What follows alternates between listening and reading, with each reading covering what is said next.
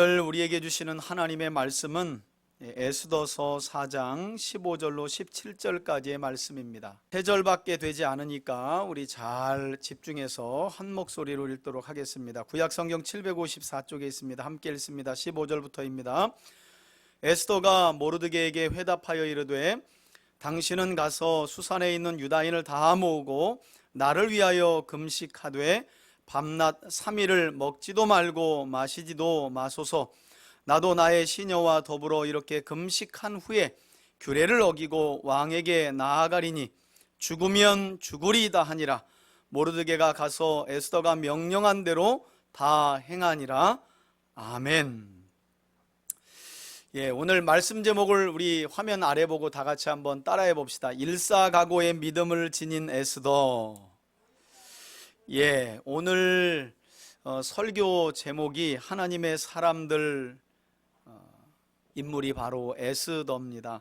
창세기 서두, 성경의 첫 장, 그리고 열면 이제 2장부터 아담 이야기로 하나님의 역사가 이 땅에서 사람을 통해 어떻게 이루어져 가는지 성경이 우리에게 소개하고 있는데요. 제가 하나님의 사람들 시리즈 설교할 때 종종 여러분들 잊어버릴까봐 한 번씩 어떤 말씀을 드리냐면, 지금 제가 91번째잖아요. 그러면 벌써 2년이 다 돼가는 거예요. 2년이. 그랬는데 이번엔 구약이 아직 안 끝났죠. 거의 이제 끝나가는데 말씀드린 것처럼 아마 가장 역대급으로 가장 많은 인물을 우리가 살펴보지 않나 하는 생각이 들고요. 왜 수요일마다 목사님은 이렇게 사람들 이야기를 하는가? 여러분, 성경 전체 66권을 열어보면 하나님께서 이 땅에서 하나님의 뜻을 이루어 가시는, 특별히 이루어 가시기 위해서 사람들을 교훈하는 방법이 있는데 크게 두 가지라고 제가 말씀을 드렸어요. 첫 번째는 규범교육으로 하나님께서 하나님의 뜻을 사람들에게 교육하셔서 이루어 가십니다. 규범교육이라는 건 말씀 그 자체예요. 이렇게 하라, 저렇게 하라. 십계명이라든지 레위기라든지 출애굽기에 있는 말씀들, 그렇게 하나님의 사람들을 교훈하기도 하지만, 그러나 대부분은 어떤 한 시대에 들어선 사람을 통해서 하나님은 정면교사 삼을 인물을 통해서 하나님의 뜻이, 하나님의 구원의 뜻이 이루어진 이야기를 하시기도 하고요. 또 반면교사 삼을 인물을 들어서 하나님의 심판의 뜻이 어떻게 이루어졌는지, 그래서 성경 전체를 보면 그래서 온통 사람 이야기인 거예요. 물론 성경은 단지 사람의 이야기는 아닙니다. 그 사람을 들어쓰신 누구의 이야기? 하나님의 이야기죠. 다만 제가 주일날에도 또 수요일날마다 그런 말씀을 드리는데, 우린 교회 안에 있는 우리만, 하나님께 구원받은 우리만 하나님 손에 들려 쓰임받는다고 생각해요. 여러분, 그렇지 않아요. 이 땅에 태어난 모든 사람들은 다 하나님께 쓰임받습니다. 말씀드린 것처럼 하나님의 구원의 계획을 이루어드리는 복된 사람이 있는가 하면, 하나님의 심판의 계획을 이루어드리는 안타까운 인생들이 있을 뿐, 그 누구도 하나님의 역사 안에서 벗어나는 사람은 없어요. 그렇다면 우리가 다시 한번 이 하나님의 사람들 시리즈 설교를 듣기 전에 나는 과거에 어떤 하나님의 뜻을 이루어드리는 삶을 살았는지 돌아봐야 하고요, 지금 어떤 삶을 살고 있는지 한편 생각해 봐야 하고, 앞으로 어떤 삶을 살 건지 그것을 우리가 생각하며 결단할 필요가 있다는 거죠. 그런 점에서 오늘은 91번째 시간으로 한번 따라해 볼까요? 별. 여러분, 에스더라는 이름의 뜻, 히브리 이름은 하다사라고 부르는데요, 이 에스더의 바벨론식 이 바벨론식 이름의 뜻이 바로 별이라는 뜻이에요. 성경에 따르면 오늘 우리가 함께 살펴보는 에스더는 부모를 일찍 여인 상황 속에서 그의 사촌 오빠인 모르드게의 손에서 자라게 되는데요, 유대 땅에서 자란 것이 아니라 이미 유다가 바벨론에 멸망하고 포로로 끌려간 상황 속에서, 더욱이나 바벨론이 페르시아에 멸망한 상황 속에서 자라나게 됩니다. 부모가 없는 상황 속에서 사촌 오빠의 손에서, 그것도 이방 땅에서 자란 여인이 바로 오늘 우리가 함께 살펴볼 에스더예요. 놀라운 사실은 이처럼 부모도 없이 어린 나이에 사촌 오빠 손에서 고아와 같이 자란 이 여인 에스더가요, 당시 세계 열방을 다스렸다시피 한 페르시아 제국의 5번째 왕이 누구였냐 하면 우리 에스더서에도 나와 있지만, 그리고 결국 에스더의 남편이 될 사람이기도 하지만 아하수에로 왕이었어요. 여러분, 세계사를 열어서 아하수에로 왕 아무리 찾아도 안 나옵니다. 아하수에로라는 이름은 우리 성경에만 나와요. 그래서 중국 가가지고 제가 가정교회 지도자들에게 성경 전체를 가르칠 때 최고 어려운 게 뭐냐 하면 여러분, 바로 이 바벨론 포로 후기와 신구약 중간사 역사예요. 이름이 서로 달라요. 세계사에서 이 아하수에로는요, 크세루 크세스로 나와요. 페르시아의 5번째 왕인 크세루 크세스. 그러니까 영어권에서는 크세루 크세스 해야지 에스더의 남편인 아하수에로라고 인식을 해요. 그나마 중국은 좀 달라요. 그러니까 바벨론 포로로 끌려간 이후의 역사, 특별히 에스더서나 신구약 중간사를 가르칠 때 언급을 했더니, 아니 잘 따라오던 우리 중국의 신학생들하고 가정교회 지도자들이 그때부터 혼란스러워하는 거예요. 다행히 통역을 했던 청년이 이 신학교 교수님들 따라다니면서 통역을 했던 친구여서 금방 수정을 해가지고요, 중국인들이 알아먹을 수 있는 이름 용어로 말을 하더라고요. 그러니까 그때서야 에스더의 남편 페르시아 왕 이렇게 알아먹더라고요. 사실 우리 아이들이 세계사를 열어보면 제국을 배우게 될 때 반드시 페르시아를 배우게 되는데, 전부 다 우리 성경에는 우리말로 고유의 이름으로 번역을 해놔가지고 그런 부분이 좀 아쉬워요.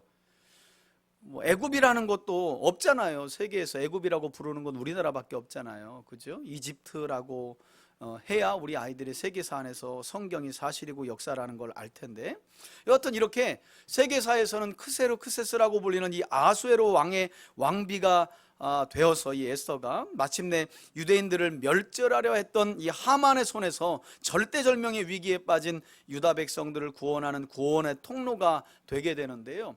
놀랍죠? 고아와 같이 자라서 사촌 오빠의 손에서 자랐는데, 그것도 이방 땅의 포로로 끌려간 상황 속에서 한 시대에 동족인 유대인 모두를 구원하는 구원의 도구와 통로로 에스더가 쓰임받았다는 거예요. 여러분, 성경에 보면 이처럼 위대한 여인들의 이름들이 상당히 많습니다.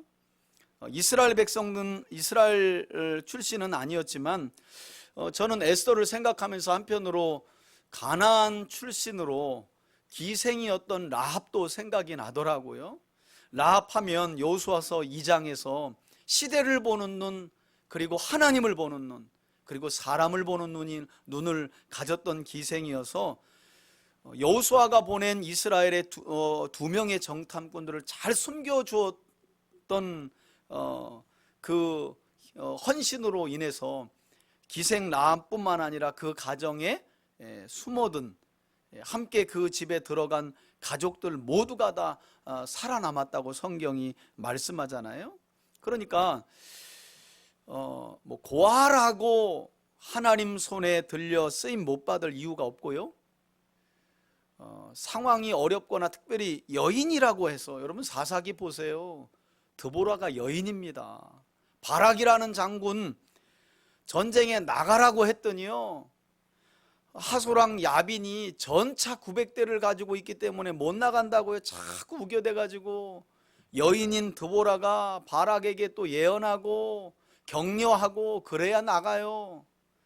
아무튼 어려운 시대에는 꼭 남자들이 2%에서 4% 정도 부족하더라고. 그래서 하나님이 꼭 여인을 들어 쓰셔요.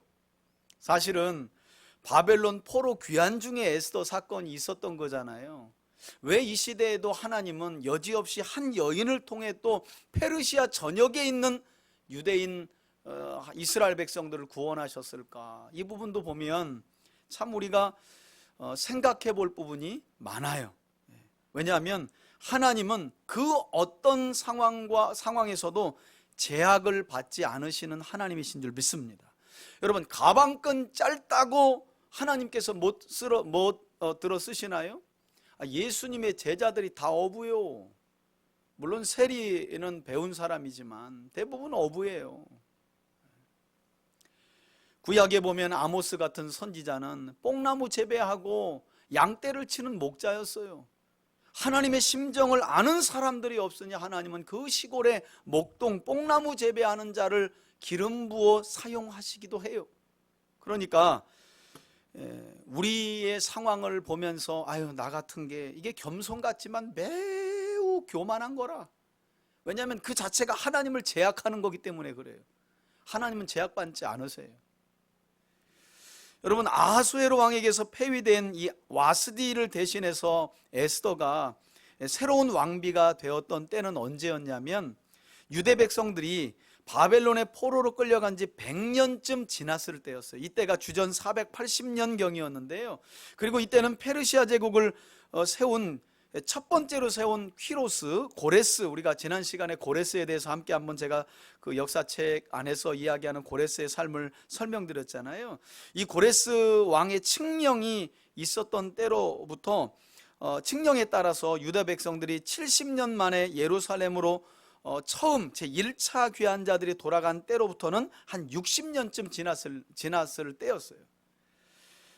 문제는 이렇게 하나님께서 선지자를 통해, 특별히 여러분 이사야서를 보시면 44장과 45장에 충격적인 이름이 나오죠. 페르시아가 바벨론을 무너뜨리기도 전에 하나님은 이사야 선지자의 입을 통해서 페르시아 제국의 등장을 얘기하고 여호와께서 그 페르시아 제국의 고레스에게 기름을 부으셨다는 말씀이 나와요. 아니나 다를까 교만한 바벨론은 페르시아에 멸망하고 그 페르시아 제국을 이 고레스라는 사람이 세우게 되는데요.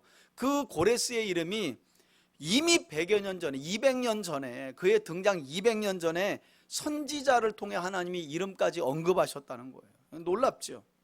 여러분, 이렇게 하나님께서 선지자를 통해 예언하신 그대로 페르시아의 이 고레스 왕이 주전 539년에 칙령을 내려서 첫 번째 귀환자들이 대략 한 5만 명 가까이, 4만 9천 뭐 이렇게 몇백 명이 돌아가게 되는데요. 이때 지도자가 우리가 잘 아는 대로 스룹바벨과 예수아였어요. 그리고 돌아가서 그들이 해야 할 사명은 무너진 예루살렘 성전을 건축하는 것인데요. 워낙 예루살렘 상황이 좋지 않았기 때문에 돌아가서, 우리가 이전에 다 배웠지만 한 15년에서 17년 가까이 예루살렘 성전을 재건하는 일이 지연됩니다. 우여곡절 끝에 결국 건축하기는 해요.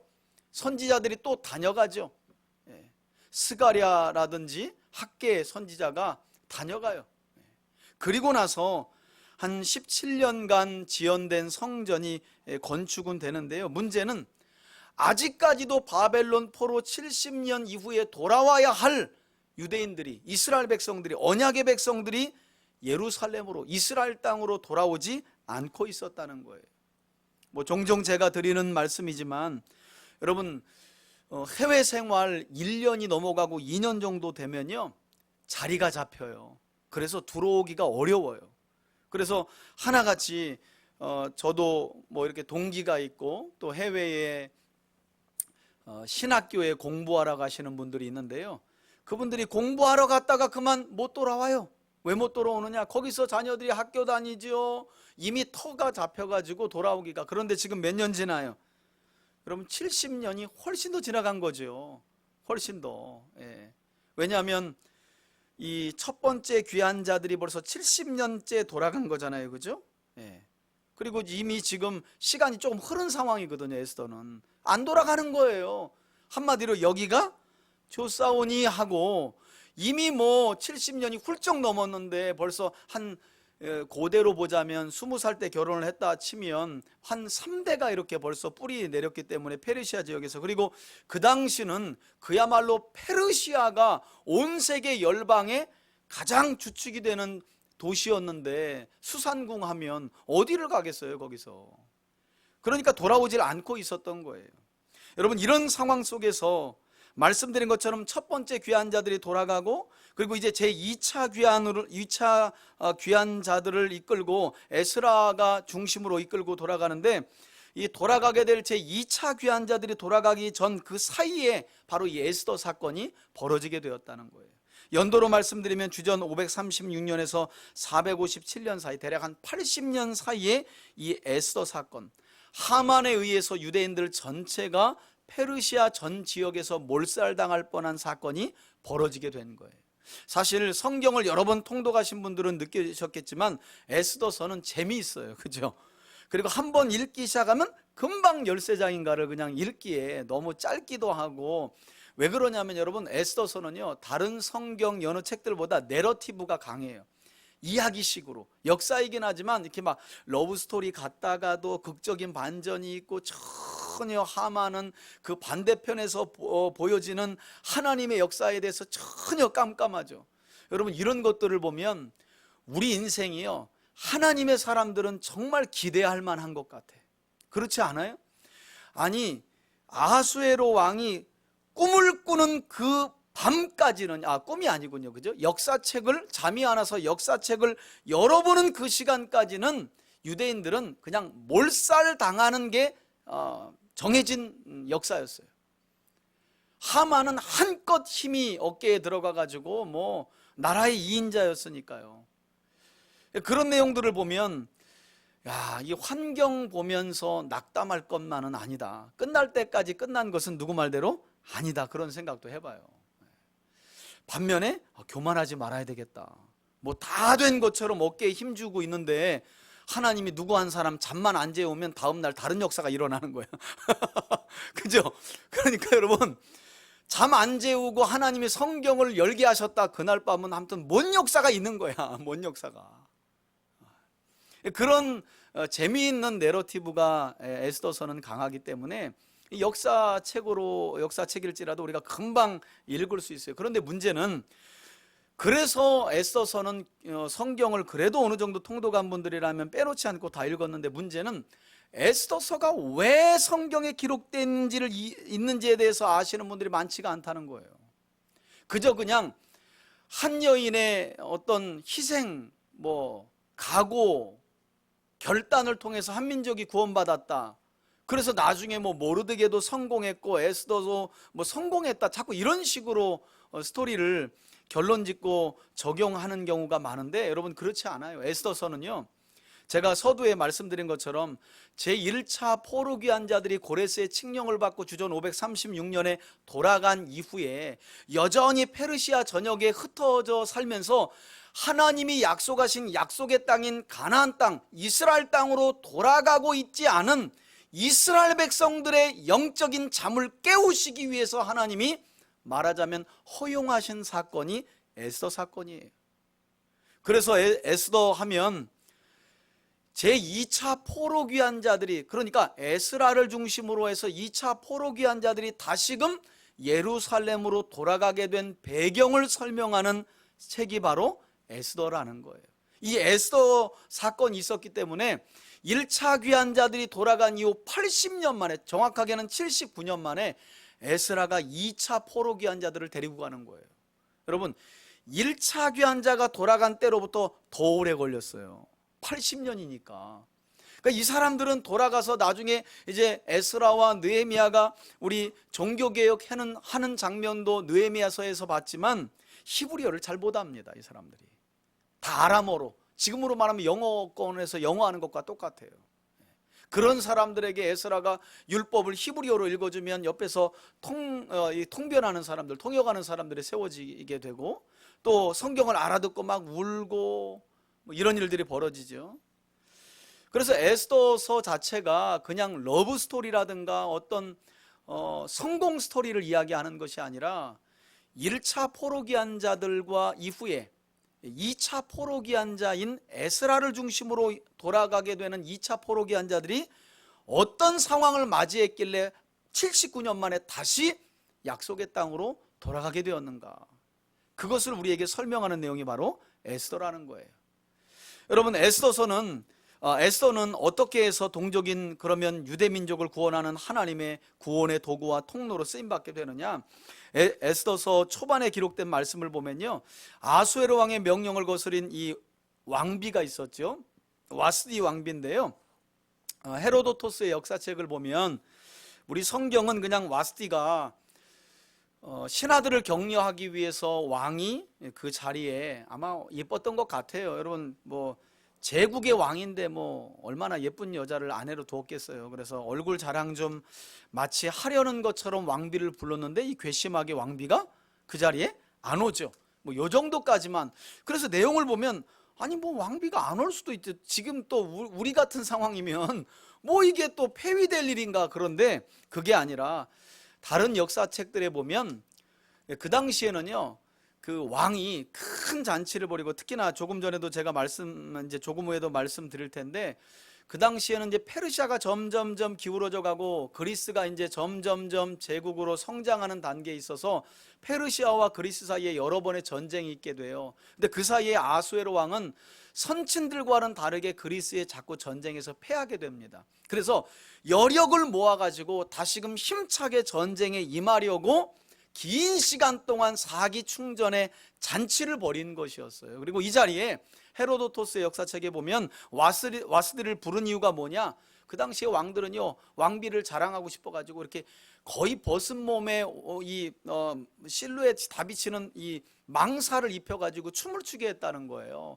와스디로서는 상당히 수치스러울 수가 있잖아요. 그래서 그것 때문에 안 갔다는 거예요. 이제 이해가 가죠. 왜 안 나갔는지. 그죠? 남편 우습게 여긴 여자 아니에요, 여러분. 여하튼 나중에는 남편 우습게 여긴 여자로 신하들이 이제 고발해가지고 이렇게 되면 뭐 지금 페르시아 전역에 남편 말 들을 여자 없습니다. 이거 잘라야 됩니다. 뭐 이런 상황이 벌어지긴 했지만 여느 이제 우리 역사책에 보면 그런 상황으로 아하수에로 왕이 초청했기 때문에 그걸 거절했다는 거예요. 그래서 결국 폐위되게 되는데, 말씀드린 것처럼 이때 아하수에로 왕은요, 계속되는 그리스와의 전쟁에서 패하게 되면서 심신이 지쳐요. 그리고 음주가무 쪽으로 기울어지기 시작해요. 이걸 신하들이 딱 눈치채고 어떻게 하냐면, 외로우실 텐데 뭘 맞이하라고요? 왕비를 새로 드림이 어찌 하올린지요? 또 이래요. 이런 신하들이 항상 있잖아요.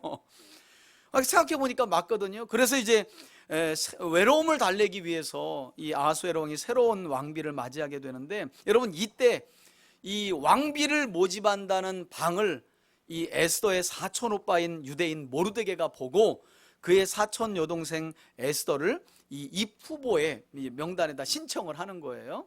그래서 에스더는 결국 이 왕비 후보에 들어가서 왕비 후보들이 그냥 되는 게 아니고요, 한 6개월 이렇게 해서 뭐 향료로 몸도 관리하고 화장도 하고 피부 관리하고, 그리고 또 이 왕 앞에 왕과 하룻밤을 자가면서 그렇게 이제 걸러지는 거예요. 그런 시간이 1년이에요, 1년.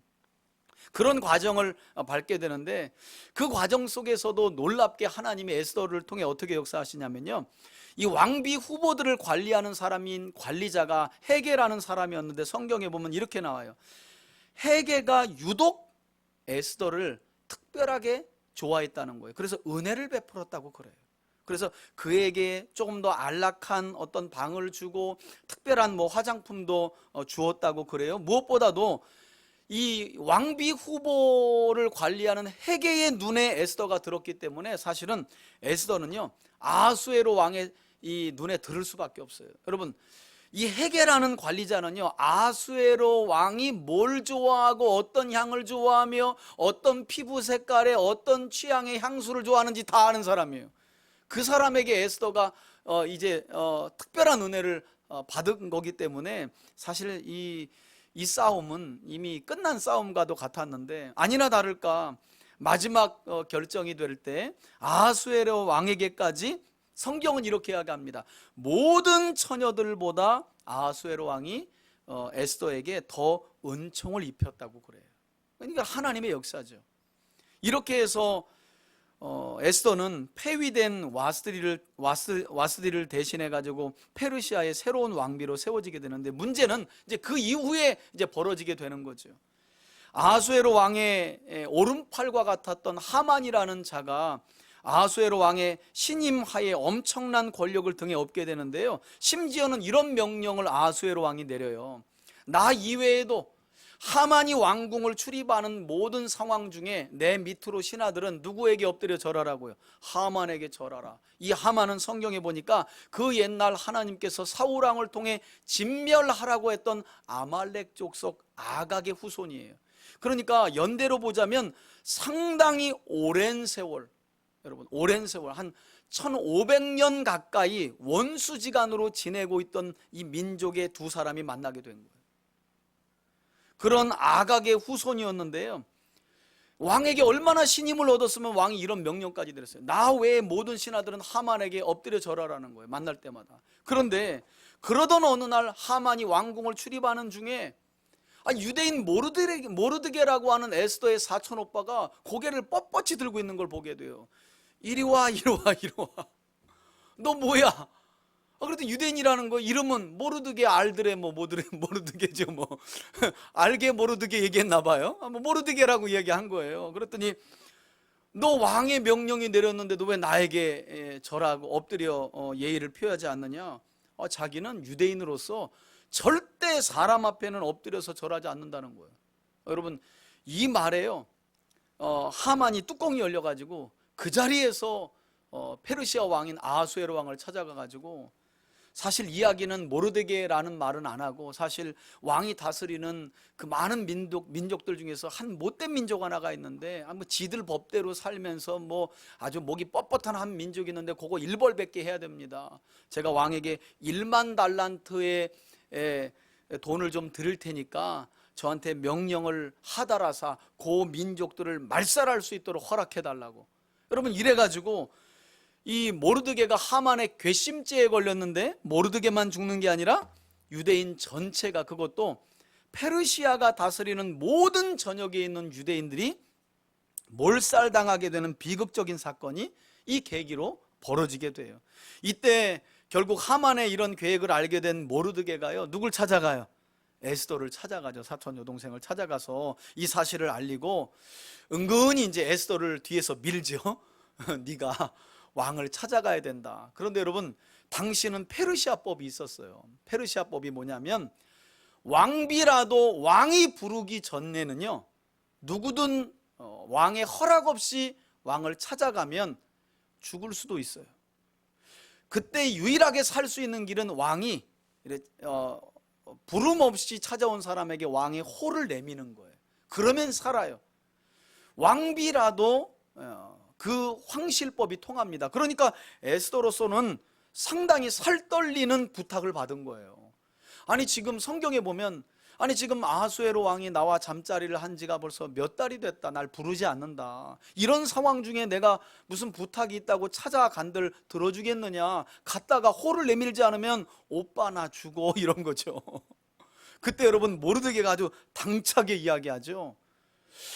너 봐라 얘 봐라 그러면서, 야 너를 왕비로 하나님이 세워주신 것은 이때를 위함인 줄 네가 어떻게 아느냐 그러면서 아주 만일 네가 네 동족의 구원을 위해서 희생하고 결단하지 않으면 하나님은 유대인들을 네 손이 아니라 다른 방법을 통해서도 반드시 구원하신다.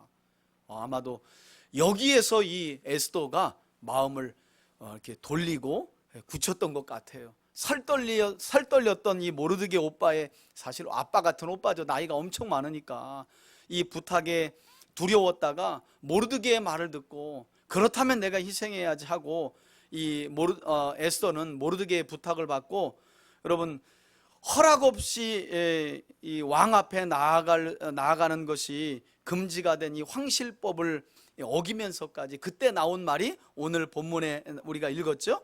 16절에 4장 16절에 보니까 어떤 말을 하면서 우리가 잘 아는 거 뭐예요?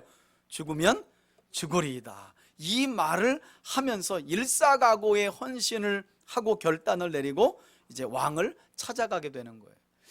여러분 성경에 보면 에스더가 한 이 말이 진짜 유명하잖아요. 죽으면 죽으리다. 근데 여러분 참 하나님 나라는 많은 경우 이게 파라독스라는 말을 쓰는데요, 너무 역설적이에요. 그렇죠? 예, 죽기를 각오하면 반드시 어떻게 해요? 살아요. 또 살려고 온갖 수단과 방법을 다 써도, 아합 같은 사람 봐보세요 여러분. 여호사밧 왕과 옷을 바꿔가지고 전쟁에 나가는데 하나님께서 겨드랑이를 들게 하시고 아람 군대의 화살을 이 겨드랑이를 관통해가지고 심장에다 꽂아버리잖아요. 그러니까 숨는다고 사는 것도 아니고 전쟁에 나간다고 죽는 것도 아니에요. 이게 하나님 나라의 이게 파라독스예요. 역설적인 진리예요. 역설적인 진리. 여러분 창세기 43장 하면 야곱 기억하십니까? 야곱이 한번 움켜쥐면 놓을 줄 모르는 사람이에요. 삼촌 라반의 집에 가서 라헬을 사랑했죠. 라헬을 내려놓질 않아요. 그래서 라헬에게서 태어난 소생인 이 요셉과 베냐민에게 그렇게 집착하죠. 그래서 어쩌면 하나님이 허용하시는 가운데 형들의 질투로 요셉이 애굽으로 팔려가게 되잖아요. 죽은 줄 알죠, 야곱은. 그리고 나서 이제 곡식이 없어서 이 아들들을 애굽에 보냈더니 다시 와서 하는 이야기가 애굽의 총리가 된 사람이 아버지 막내 아들 베냐민을 데려오라는데요. 이게 무슨 일인가 이게. 이 베냐민도 야곱이 사랑하여서 끝까지 내려놓지 못했던 라헬의 소생이잖아요. 처음에는 막 노발대발하면서 이놈들아 차라리 나를 밟고 죽이고 가라 막 이럽니다. 그러다가 여기 둬도 굶어서 죽고 가도 죽으니 그냥 데려가라 그래요. 그러면서 여러분 야곱이 어떤 말 하는 줄 아세요? 내가 내 아들을 잃으면 잃으리이다 그래요. 그 말이 똑같아요. 잃으면 잃으리이다 그래요. 여러분 잃었을까요? 야곱이 그 뒤에 다 얻었어요. 심지어는 죽었다고 생각했던 그 사랑하는 첫사랑 그녀의 맏아들 요셉이 뭐가 돼요? 세계를 다스리는 애굽 왕의 2인자 총리가 되어서 만나요. 엉엉 웁니다. 엉엉 울어. 여러분 그 성경에 보시면 그 바로 왕이 엉엉 우는 이제 그 야곱을 보면서 요셉에게 뭐라 그래요? 야, 네 증조 할아버지냐 고조 할아버지냐 그러죠. 왜냐하면 얼굴이 이게 팍 늙어버린 거예요. 그래서 저 연수가 얼마 안 되는데요, 워낙 제가 이렇게 잔머리 굴리다가 험악한 세월 보냈어요 하고 야곱 이야기하잖아요. 요셉만 얻었나요? 볼모로 잡혀가지고 노예로 아들들이 팔은 줄 알았던 시므온을 얻죠. 그것도 기근 중에 양식 얻고, 여러분 직장 찾기는 쉽나요? 고센이라고 하는 초목이 있는 그 땅에서, 구별된 땅에서, 왜냐하면 이집트 사람들은 그 당시에 이 목동들, 이 가축업자들을 아주 경시했거든요. 근데 이스라엘 사람들은 이 가축 기르면서 자라는 사람들이기 때문에 격리시킨 거예요. 그 초장이 좋은 땅에서. 더 기가 막힌 건 또 바로 왕이 삭스를 주고 자기 가축도 치게 했다는 거예요. 직장 구하기도 어려운데 보수도 괜찮았어. 다 얻었어, 다 얻었어. 잃으면 뭐라고요? 잃으리이다. 죽으면 죽으리이다. 여러분 이제 저도 조금씩 철이 들어가는지요, 정말 죽을 각오하면 못할 게 없다는 생각이 들어요. 정말 믿음도 그래요. 여러분 안 그래요? 아니 믿음이라는 건, 영적인 신앙생활이라는 건 우리 노력만으로 되는 건 아니에요. 그러나 한편으로 보면 감나무에서 감 떨어지듯이 입만 벌리고 있다고 또 믿음이 성숙한 건 아니에요. 우리 안에 하나님을 향한 사랑과 열의와 열정, 잃으면 잃으리이다, 죽으면 죽으리이다 하고 하나님의 말씀에 순종하여 나아갈 때 하나님은 그 믿음을 보시고 하나님의 계획하신 구원 역사를 이루어 가시는 줄 믿습니다. 저는 오늘 이 시간이 제 설교를 듣는 우리 3대 가족들에게 잃으면 잃으리이다 하고 결단하는 시간이 되길 바라고, 죽으면 죽으리이다 하고 결단을 내리는 그런 시간이 되시기를 주의 이름으로 축원해 드립니다. 그 뒤에 하나님이 역사하신다는 거예요. 이걸 뭐 죽은 것도 아니고 산 것도 아닌데 그렇다고 죽은 것도 아니고, 언제는 죽었다고 말하지만 또 살아있고 살아있다고 말하지만 또 죽었다고 말하고, 도대체가 감을 잡을 수가 없어. 제 지론은요, 죽을 때 확실하게 죽자예요. 그래야 다시 살 때 확실하게 살더라고. 어지간하게 죽으면 십자가가 어지간하게 보여요.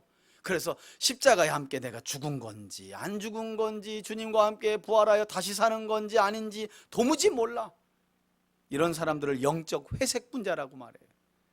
한번 따라합시다. 죽으면 죽으리이다.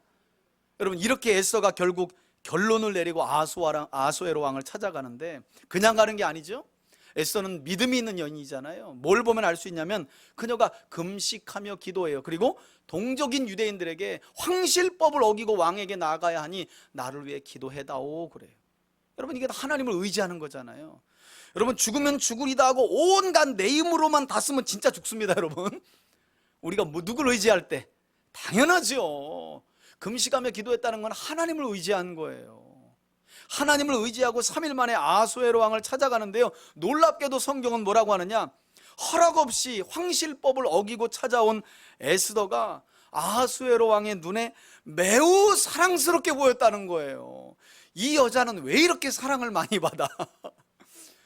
아니, 왕비 이 관리인인 헤게에게도 은혜를 받고 눈여김을 당하고, 왕비로 선택될 때에도 아수에로 왕에게 특별하게 또 은혜를 더 받았다고 얘기하고, 재차 지금 다시 성은을 입은 것인데요, 여러분, 요세푸스의 역사책에 보면 이 내용이 조금 더 자세하게 기록이 되어 있거든요. 3일간 금식했으니 여러분, 그 당시에 왕비가 금식할 일이 있겠어요, 없겠어요? 없지요. 그런데 3일간 금식을 했으니 그것도 자기 살겠다가 아니라 민족을 살리겠다고. 그러니 현기증이 슬슬 날 때가 됐잖아요. 그래서 요세푸스 책에 보니까 황실에 가서 아수에로 왕이 있는 방으로 들어가면서 현기증이 나서 쓰러졌다는 거예요. 어머 하고 그 남자들이 여기 죽는 거잖아요. 어이구 왕비 하고 안아줬더니 이게 근데 그때 얼굴을 봤는데 이 왕비의 얼굴이 처음 간택할 그때보다 더 예뻐 보인 거야. 이것도 누구 역사? 하나님 역사예요. 하나님 역사.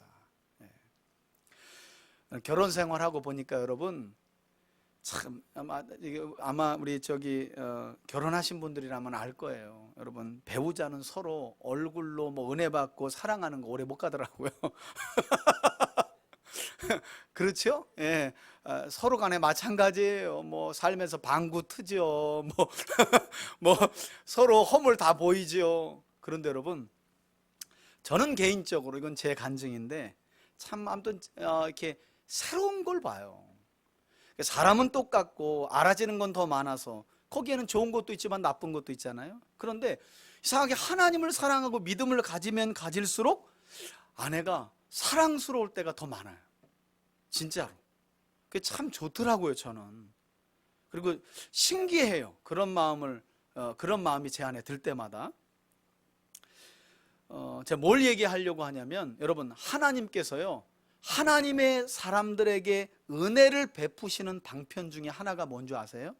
에스더를 보면요, 다른 사람에게 은혜를 덧입게 하시고 사랑스럽게 보인다는 거예요.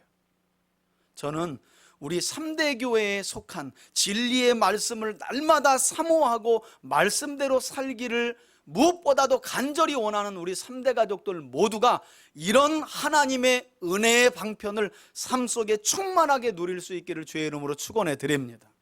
누굴 만나도 특별한 은혜를 덧입고, 물론 은혜를 주면 더 좋겠죠. 그러나 우리가 늘 은혜를 주는 상황만 살게 되지 않잖아요. 어떨 때는 정말 누군가 나를 긍휼히 보지 않으면 그런 상황이 절실할 때가 있어요. 하나님께서 하나님의 사람들에게 특별한 구원의 은총으로 한 방편을 주실 때 어떻게 하냐면 사람들에게 사랑스러워 보이고 사람들에게 은혜를 덧입도록 한다는 거예요.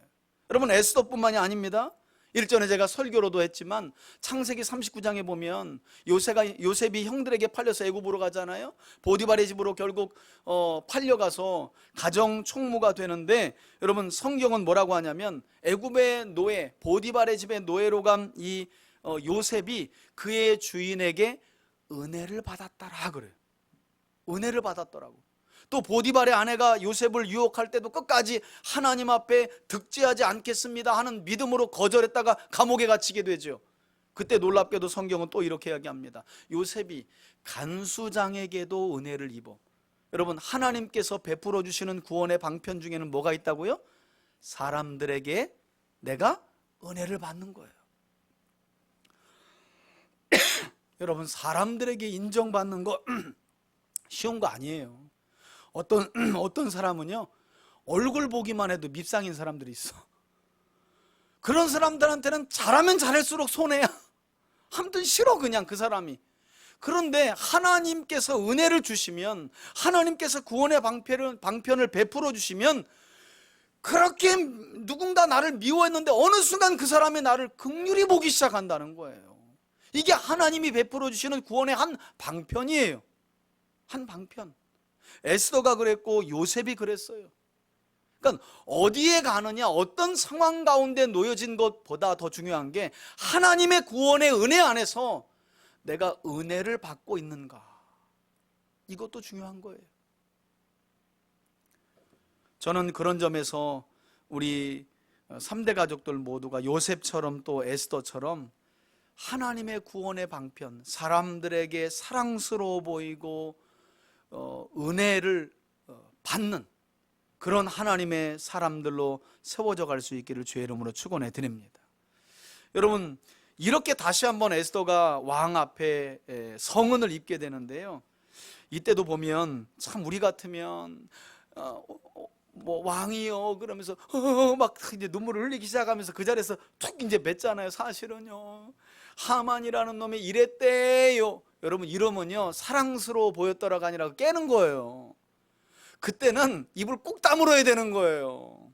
입을 꾹 계속 그냥 이 아하수에로 왕의 마음이 그냥 애간장이 녹는 거예요. 그냥 나라의 절반이라도 줄 테니까 여보 살았으면 좋겠어.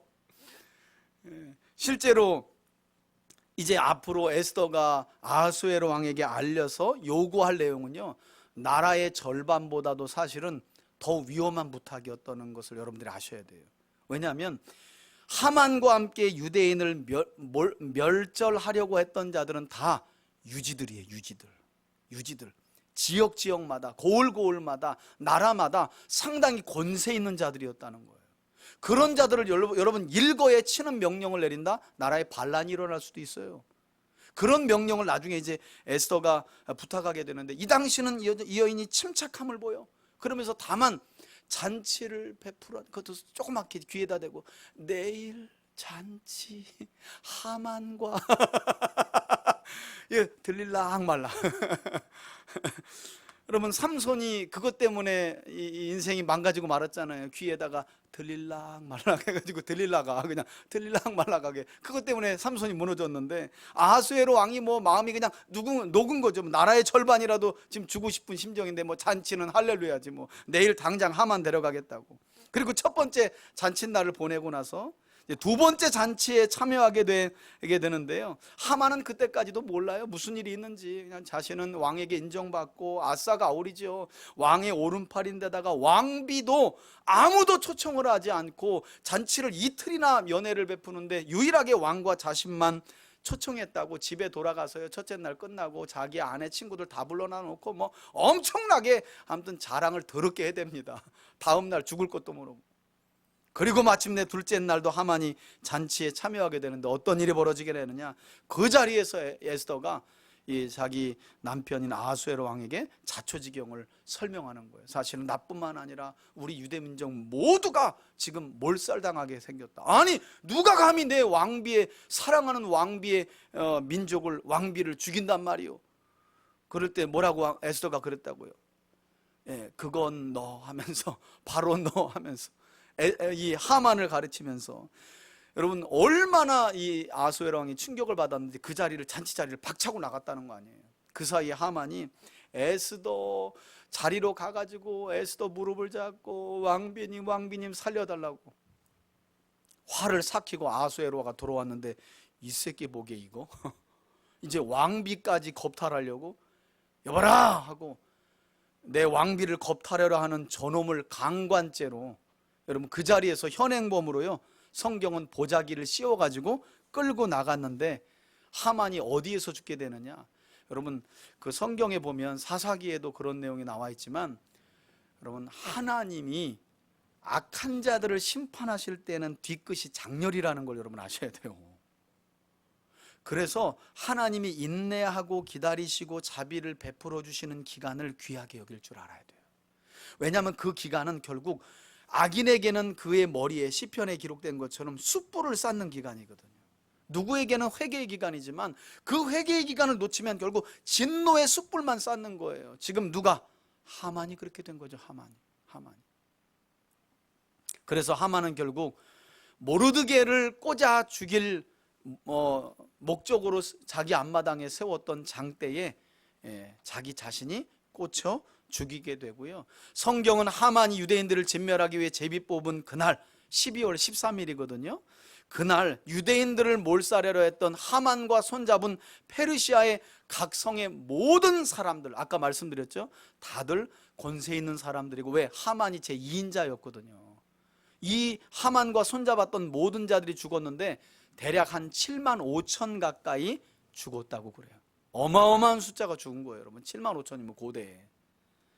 그리고 이때부터 유대인들은 자신들이 하만의 손에서 죽임당할 뻔한 그날, 바로 12월 13일, 그날을 기념하여 절기로 정했는데 그 절기가 바로 퓨림, 제비 뽑다라고 하는 말이 퓨림인데, 그래서 불임절이라고 하는 절기가요, 이때부터 세워지게 되었고, 지금까지도, 지금은 조금 퇴색되곤 했는데요, 불임절 하면 이스라엘 가면 가면무도회 하고 길가에서 이런 것들 많이 하는데, 사실은 그것보다도 정통 유대인들은 이 불임절날 뭐 하느냐, 가정 식탁에서요 에스더서를 읽어요. 그리고 모양새도 이렇게, 제가 우리 여기 성경 강좌 할 때마다 그거 가르쳐 주는데, 딸깡이, 이렇게 지금은 딸깡이도 만들었어요. 우리 이렇게 초등학교 운동회장 가면 이렇게 돌리면 북이 이렇게 딸랑딸랑 거리면서 북 치는 거 있잖아요. 그런 거 비슷한데, 에스더서를 읽으면서 하만이라는 이름이 나오면 으아 하고 막 이렇게 이를 갈면서, 이스라엘의 원수, 우리 민족의 원수. 그리고 에스더, 또 모르드게 나오면 와 하고, 왜냐하면 에스더서에는 하나님이라는 이름이 안 나오거든요. 그렇게 성경 읽기를 가르치는 거예요. 그래서 제가 절기가 돌아올 때마다 여러분들에게 하나님의 은혜를 기억하셔야 됩니다. 하나님의 은혜를 가르치셔야 됩니다. 하나님의 은혜를 가난한 이웃들에게 나눠야 됩니다라고 늘 강조하는 이유가 바로 그런 거예요. 우리는 뭐 성탄절은 연극보다 끝나고, 부활절은 계란 먹다 끝나고 뭐 있어요? 또 추수감사절은 또 여기다 쌓아놓고 자기들끼리 배불리고 끝나고, 뭐가 있어요? 기억하고 가르치고 나누고, 그게 되게 중요한 거거든요. 자기들이 산 그날을 기념해 가지고요, 이 불임절날 가난한 이웃을 구제했다는 거예요. 그럼 멋지지 않아요? 이런 것들은 사실 교회가 만들어야 돼요. 우리 교회 설립일 이날은 헌금 다 모아가지고 그냥 전부 다 가난한 이웃들에게 주는 거예요. 이런 것, 이렇게 또 지혜가 나오네. 그럼 그렇다니까요. 아니, 우리 교회를 세워주신 그날이 얼마나 감사해요. 여러분, 돌고 돌다가 3대 교회 온 거 얼마나 감사해요. 그렇잖아요. 아니면 지금도 돌고 있을 텐데 돌아버리겠네. 그잖아요. 그런데 우리 3대 교회 와서 정착하고 얼마나 감사해요. 말씀 배우고. 그렇게 합시다. 올해는 설립일이 9월 1일인가요? 아마 그럴 텐데, 그날 우리 주정헌금, 구제, 선교는요 전부 다 우리 설립감사는 해서 우리 퓨림처럼, 아니, 죽었다가 살아난 그날, 방황하다가 방황이 끝난 그날 아니에요. 우리가 교회가, 우리 3대 교회가 설립되면서 얼마나 감사해. 우리 영상으로 듣고 계신 분들도 뭐 여기 현장만 아니까 난 모른다 그런 말은 마세요. 여기 오늘 누가 시청하고 있는지 다 보고 있으니까 여러분들도 작정하신 걸로 알고 있겠어요. 그래서 올해 우리 설립 때는 작정하고 헌금 내가지고요, 정말 더 어려운 사람들에게 구제합시다. 나누고. 그런 거예요. 여러분, 이런 게 지혜고 이런 게 성경 따라 사는 거지. 놀라운 건 이때 이 유대인들을 하만과 손잡고 죽이려던 모든 자들, 하만의 10 아들도 죽거든요. 근데 성경은 유대인들이 이때 이 각 성의 유지들, 이 원수들을 죽일 때 절대 그들의 재물에 손 안 댔다는 거예요. 손 안 댔어요. 그리고 오히려 그 모든 것들이 끝났을 때 자기들에게 있는 것으로 어떻게? 가난한 이웃을 구제한 거예요. 구제한 거예요. 얼마나 멋있어요. 하나님의 구원 이야기가 얼마나 극적이에요. 이런 감동이 좀 우리 삶에도 있어야 되는 거예요. 교회가 만들어내야 되는 거예요. 여러분, 제가 지난 주일날 3.1절 기념예배 지역에 제가 임원을 또 맡고 있어가지고 다녀왔는데요, 올해 3.1절이 102년째 되는 기념일이라고 그러더라고요. 목사님 설교하시는데 뭐 늘 알고 있는 거지만 다시 한번 마음에 새겨져요. 여러분, 33명의 이 독립선언문을 작성한 의인들 중에 16분이 대부분 목사님들이고 기독교인들이에요. 절반 가까운. 천도교도 많지만 불교 2분이고, 그때 스님들이 다 이게 아마 이거 하신 것 같아요. 목사님들 중심으로, 길선주 목사님이 대표자로서 이 목사님들 중심으로요, 기독교인들이 16명이나 되었다는 거예요. 나중에 제가 자료를 좀 찾아보니까 길선주 목사님만 어쨌든 무죄를 받았고요, 나머지 목사님들은 전부 다 3년, 이 독립선언문 하나 작성한 것 때문에 3년 형을 살아요, 여러분. 그러니까 이분들이 죽으면 죽으리다 하는 이런 에스더 같은 우리 신앙의 선배들의 믿음을 그대로 본받고요, 정말 그때 일제치하였잖아요. 조금만 어떤 그런 기미가 있으면 잡아가다가 고문하고 그러던 때인데, 그야말로 정말 죽으면 죽으리다 하고 나라를 위해서 희생하고 결단한 거죠. 이게 바로 에스더 정신을 이어온 우리 기독교인들의 정신이에요. 태극기 이상한 데 가서 흔드는 게 아니라, 이런 게 진짜 우리들이 본받아야 될 모습인데, 이런 게 정말 예수님 믿는 믿음의 삶인데, 이런 모습은 없어졌어요. 작은 자를 위해서 희생할 줄 모르고, 어두운 데서 빛 역할을 할 생각을 안 하고, 밝은 데서 더 큰 빛을 발해가지고 자기 후광 밝히려고 하고, 기독교가 부패할 대로 부패해버린 거죠. 어쩌면 코로나19라고 하는 이 큰 재앙을 통해 하나님은 기독교회와 목회자들, 또 우리 성도들, 기독교 전체를 대수술하고 계신지도 몰라요. 이단들 다 잘라버리고, 뭐 자른다고 잘라질 것도 아니지만. 여러분, 성경을 보면 성경 66권 중에요, 유일하게 여자 이름이 붙은 책이 딱 2개 있어요. 하나는 모압 여인 룻의 이름을 따서 룻기가 있고요, 다른 하나는 말하나마나, 이거 내가 말하면 설교 안 들은 거나 마찬가지, 여러분들이, 그죠? 여러분, 누구요? 에스더. 그럼 위대하죠. 성경의 제목으로 그 이름이 들어가는데, 한 여자는 모압 여인. 어떤 여인이에요? 어머니의 하나님이 저의 하나님입니다 하고 베들레헴으로 돌아와 시어머니를 봉양한 모압 여인 룻이고요, 한 여인은 민족을 위해서, 공동체를 위해서 죽으면 죽으리다 하고 희생하고 결단하고 각오한 이 여인의 이름을 하나님이 성경에 뭘로? 제목으로 탁 찍어서 넣으신 거예요. 66권 중에.